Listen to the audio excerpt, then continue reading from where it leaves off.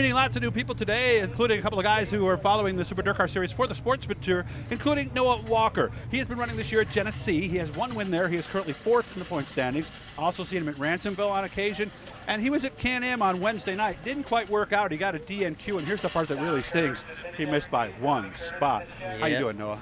Good. Another day, another opportunity. Yeah, this is where in racing you need a short memory to some degree, right, Noah? Yeah, this sportsman deal is tough. Sometimes you're on top, sometimes you're on the bottom. Sometimes it's your night, sometimes it's not. Hopefully tonight luck changes for us. Told me you were in a tough group right from the start last night. Yeah, for sure. Some of the best guys in our division of racing, they were in our group, and we knew it was going to be tough from the start, and we tried our best. Didn't quite hit the setup when we got there, but tried working on it a little bit, and tracked through us some curveballs at the end there, which made it even harder. So just wasn't our night, but like I said, tonight's another opportunity. Had you been to Can-Am much?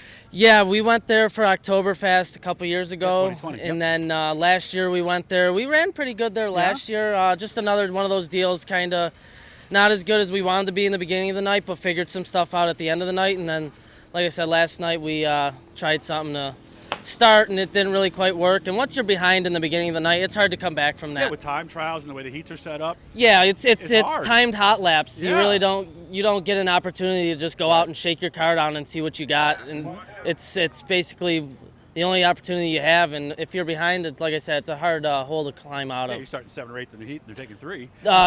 We started 10th, and we were actually they were taking 3. Well, I'm sorry, 4. 2 redraw, 4 qualify, and then, it was just the track was really fast last night for Can-Am.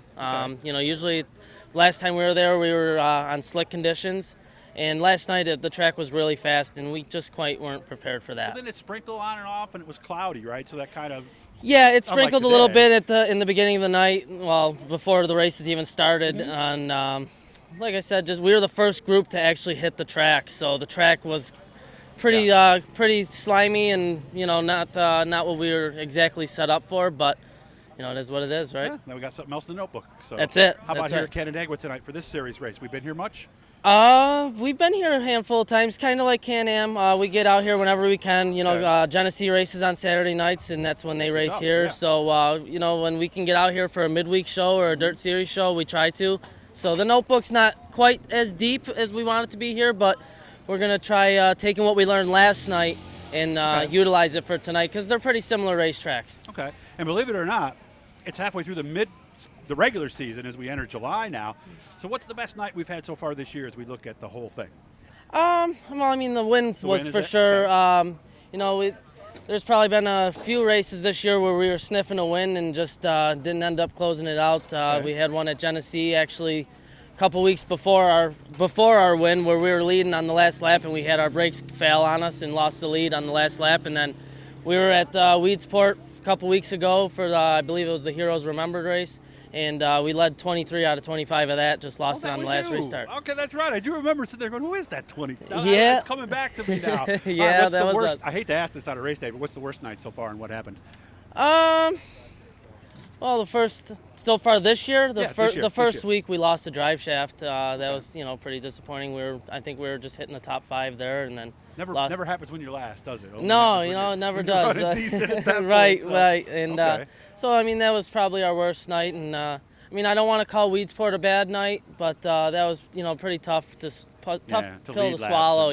To be that close to a win at a place like Weedsport, that's really hard. But it is what it is, right? Yep. That's one of the guys you know from Canada. I can't think of his name. I can picture him out of the... Cody McPherson? Yes. Yeah, we used to race with Cody a few years ago, when we would go to Merrittville Speedway and Humberstone and all that, but, obviously with the border closures and all that stuff, we haven't been there in quite some time, so that was the first time that we raced against him in probably 3-4 years, but Cody's really good. Him and his team, they're a really good team, and they're strong, and they show it every week they go out. I always joke with him. He could be an extra on Sons of Anarchy or some motorcycle show, right? Yeah. Put him in the garb and he'd fit right in. They wouldn't doubt it for a second. Anything you're surprised about? And I asked Cameron this question too, because obviously this is a different year in a lot of different ways. Anything surprising? Anything you maybe didn't expect or did expect that you've noticed so far? Trends? Anything like that? Not really that come to mind. I mean, okay. the big thing for us is, just how much the cars are different now, kind of at each track. Okay. I mean, you take your notes and you go to a racetrack, and sometimes the notes are no good for you, or sometimes the notes are good. I mean, it's kind of hard. You never know what you're going to get, especially with track conditions, and weather plays a factor, and just all that stuff. Like last night. Yeah, last night Heavier than you thought. Yeah, we went with our notebook, and the track conditions threw a curveball at us, so it really didn't help us much, and we were just fighting from the beginning of the night trying to catch up, but it was too late. I'm going to get Noah's contact info from him so I can get a hold of him later when something cool happens. You guys hit the blue E. Turn those notifications on, too, and subscribe, guys. Anything I missed? No, I think that's it, but I just want to say thank you to everyone that's on the car, all of our sponsors, Pelicanos Marketplace, JW Services, Premier Towing, Mackenzie's Automotive. I just don't want to forget anyone. Greater Niagara Mechanical, Mr. Ventries, and my family for all their help. This is a big family thing for us. It's a true family team, isn't it? Yeah, absolutely. I like that. So we do the best we can, and it's a lot of hard work, but we try to get it done. I think a lot of people who aren't close to this don't realize, they see the one driver in the car, but really, I always call this America's really true family sport. Oh, without a doubt, without family and sponsors, and just it's such a combined effort to make things happen. Everybody's got a job on race day. Yeah, I mean it's the little things too that make a lot of help for me.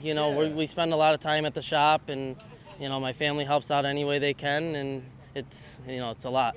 Good job, man. Thank you. We'll see Noah later on tonight. Again, hit that blue E. Good job. Okay, I'll talk to you soon. Thank you.